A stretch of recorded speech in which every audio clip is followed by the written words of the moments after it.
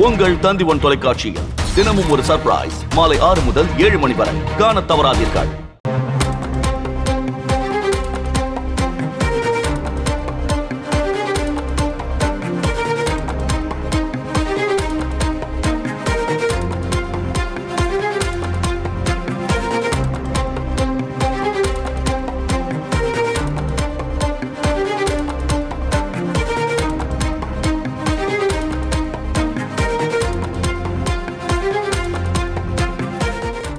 காவிரி பிரச்சினை தொடர்பாக நாளை அனைத்து கட்சி கூட்டம் நடைபெற இருக்கிறது.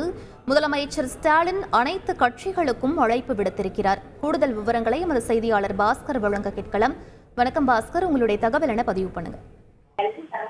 கர்நாடக அணையிலிருந்து தமிழகத்துக்கு தண்ணீர் அளிக்க கர்நாடக அரசு முடியாது என்று தெரிவித்ததற்கு தமிழக முதலமைச்சர் கண்டனம் தெரிவித்திருக்கிறார்.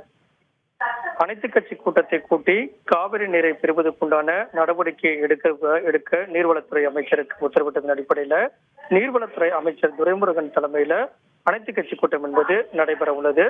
இந்த அனைத்து கட்சி கூட்டத்தின் வாயிலாக தமிழ்நாட்டுக்கு நீர் வழங்க முடியாது என்ற கர்நாடக அரசுக்கு கண்டனம் தெரிவிக்கப்படும். அதே நேரத்துல தமிழக விவசாயினுடைய நலனை பாதுகாக்கக்கூடிய வகையில தமிழக அரசு அந்த கருத்துக்களை ஏற்றுக்கொள்ளாது.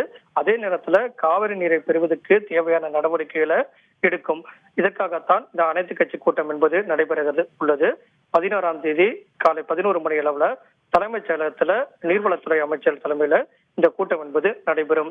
இந்த கூட்டத்தில் எடுக்கப்படக்கூடிய முடிவின் அடிப்படையில சட்ட வல்லுநர் கருத்துக்களை பெற்று தமிழக அரசு மேற்கொள்ளக்கூடிய அடுத்த நடவடிக்கைகள் அமையும். அந்த வகையில தான் ஏற்கனவே கர்நாடக அரசுக்கு உத்தரவுகள் என்பது உச்சநீதிமன்றத்தாலும் பிறப்பிக்கப்பட்டிருக்கிறது. காவிரி ஒழுங்காற்று குழு மூலமாகவும் பிறப்பிக்கப்பட்டிருக்கிறது. குறிப்பாக தமிழக முதலமைச்சர் சுட்டிக்காட்டியிருப்பது கர்நாடகாவினுடைய 4 முக்கிய அணையினுடைய நீர் இருப்பு என்பது 75.586 TMC இருக்கு. அதே போல மழையினுடைய அளவும் அது அதிகமாக இருக்கிறது.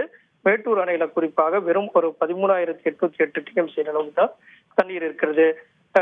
அதாவது CWRC ஒழுங்காற்று குழு மற்றும் காவிரி நடுவர் மன்றம் இவங்கெல்லாம் வரையறுக்கப்பட்டிருக்கக்கூடிய நீரை கர்நாடக அரசு தர மறுக்கிறது.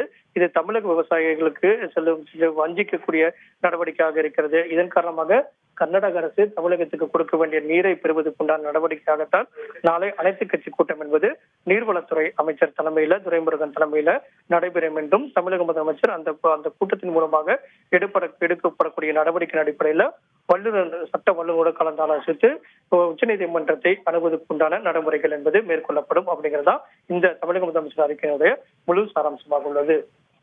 விவரங்களுக்கு நன்றி பாஸ்கர். உங்கள் தந்திவன் தொலைக்காட்சியில் தினமும் ஒரு சர்ப்ரைஸ் மாலை 6 முதல் 7 மணி வரை காணத் தவறாதீர்கள்.